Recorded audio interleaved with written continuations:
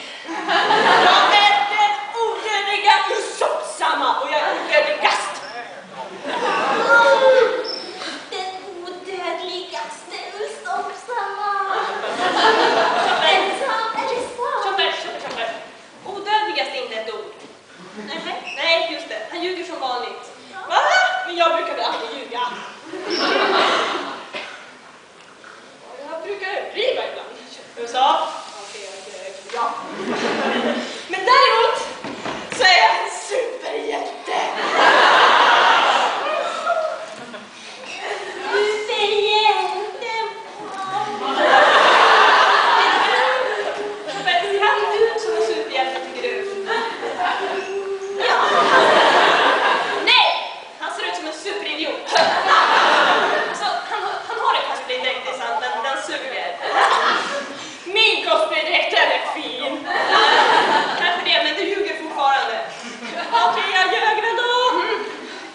Men däremot så har jag lyckats få in 20 kryddiga korvar i munnen.